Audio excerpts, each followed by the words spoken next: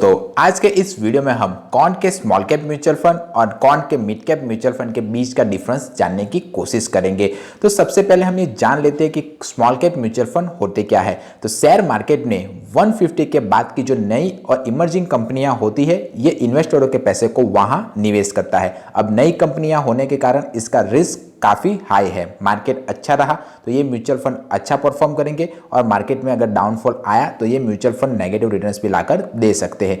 जबकि mid cap mutual fund में share market में 100 से लेकर 151 के बीच में आने वाली कंपनियां शामिल होती है। अब ये भी एक रिस्क टेकिंग कैपेबिलिटी वाले पर्सन के लिए ही रिस्की म्यूचुअल फंड माना जाता है, पर ये स्मॉल कैप म्यूचुअल फंड की तुलना में थोड़ा कम रिस्की है। तो आप अगर लार्ज कैप म्यूचुअल फंड से थोड़ा ज़्यादा रिस्क लेना चाहते हो और स्मॉल कैप म्यूचुअल फंड से थोड़ा कम रिस्क लेना चाहते हो, तब इस कैटेगरी में आप इन्वेस्टमेंट करने के बारे में सोच सकते हो। मुझे पर्सनली ये कैटेगरी पसंद नहीं है। अब हम ये देख लेते हैं कि इन म्यूचुअल फंड ने 5 साल में इन्वेस्टरों को कैसा रिटर्न्स लाकर दिया हुआ है। तो कौन के स्मॉल कैप म्यूचुअल फंड ने 45.1% का, जबकि कौन के मिड कैप म्यूचुअल फंड ने 38.3% का रिटर्न्स इन्वेस्टरों को लाकर दिया हुआ है। ग्रेजुअली आप देखते हो कि लॉन्ग टर्म में इसने अच्छा खासा रिटर्न्स इन्वेस्टरों को लाकर दिया ही दिया हुआ है। अब ये दोनों mutual fund very high risky है। अगर आप इन दोनों म्यूचुअल फंड में से किसी भी म्यूचुअल फंड में अपनी इन्वेस्टमेंट को स्टार्ट करना चाहते हो तो मिनिमम एसआईपी आप 1000 रुपीज़ से स्टार्ट कर सकते हो, या तो लमसम आप 5000 रुपीज़ से भी वन टाइम इन्वेस्टमेंट स्टार्ट कर सकते हो।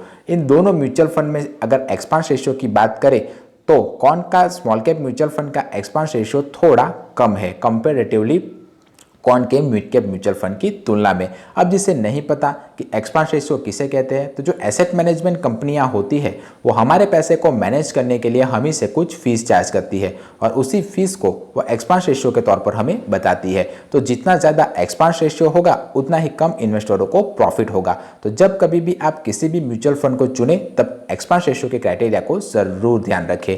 अब इन म्यूचुअल फंड की एनएवी की बात करें तो कौन के स्मॉल कैप म्यूचुअल फंड की एनएवी 295.6 रुपये है, जबकि कौन के मिड कैप की एनएवी 278.5 रुपीज़ के आसपास है। अब जिसे नहीं पता कि एनएवी किसे कहते हैं, तो एनएवी यानी कि नेट एसेट वैल्यू, ये हर दिन चेंज होती रहती है। मान लीजिए कि आपने 1000 रुपीज़ की एसआईपी किसी म्यूचुअल फंड में चालू की है, तो 1000 डिवाइडेड बाय अगर आप एनएवी करोगे तो जितना यूनिट्स आपको मिलेंगे, जितना अमाउंट आपको मिलेगा उतने के यूनिट्स आपको मिलेंगे। ये बात आप ध्यान रखिएगा। नंबर 2, एनएवी हर दिन चेंज होती रहती है।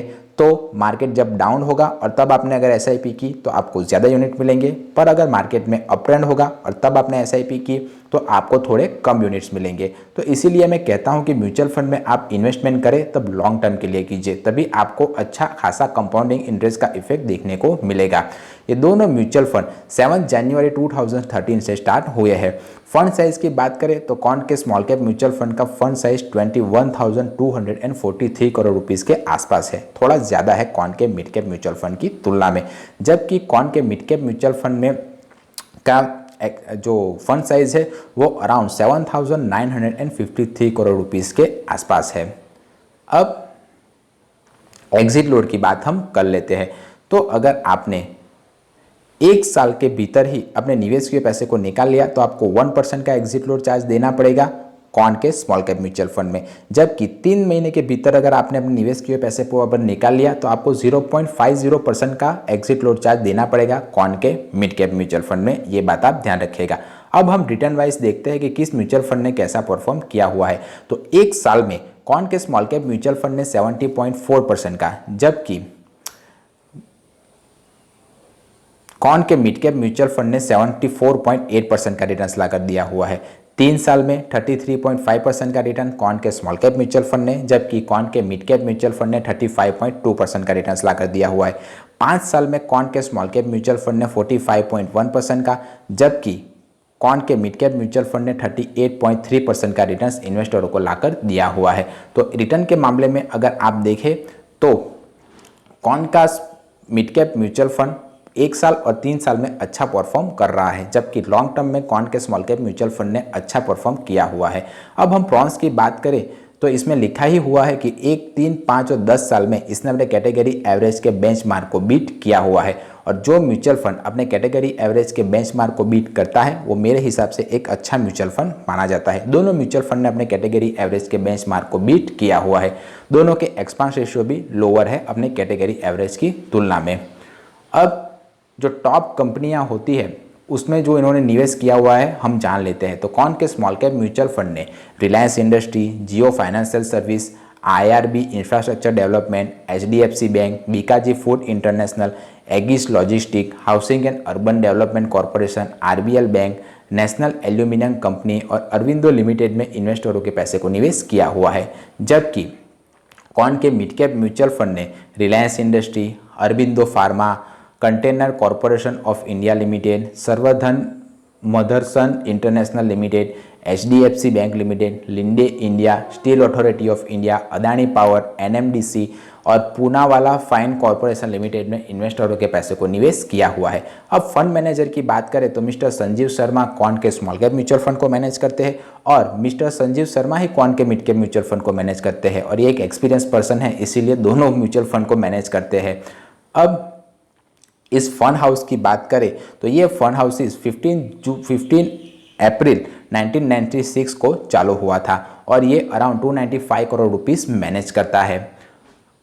ये जो ट्रांसफ़र एजेंट के साथ रजिस्टर है वो केफिन टेक है, यानी कि अगर आपके पास जो मेल आता है वो केफिन टेक का मेल आता होगा। अब जो दो इंपॉर्टेंट बात यहाँ पर नहीं दिखाई गई है वो मैं आपको बता देता हूँ। तो सबसे पहले बात स्टैंडर्ड डेविएशन।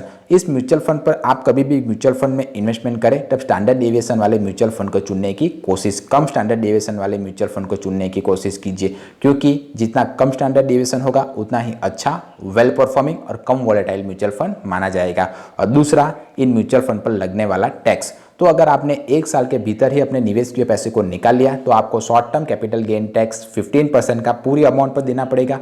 जबकि अगर आपने 1 साल के बाद अपने निवेश किए पैसे को निकाला तो आपको long term capital gain tax 10% का देना पड़ेगा और उसमें से भी 1 लाख रुपीस का अजम्पशन मिल जाएगा उस फाइनेंशियल ईयर के मुताबिक।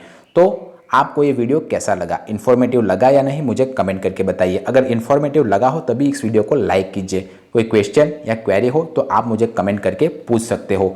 मिलते हैं अगले वीडियो में, तब तक के लिए बाय बाय।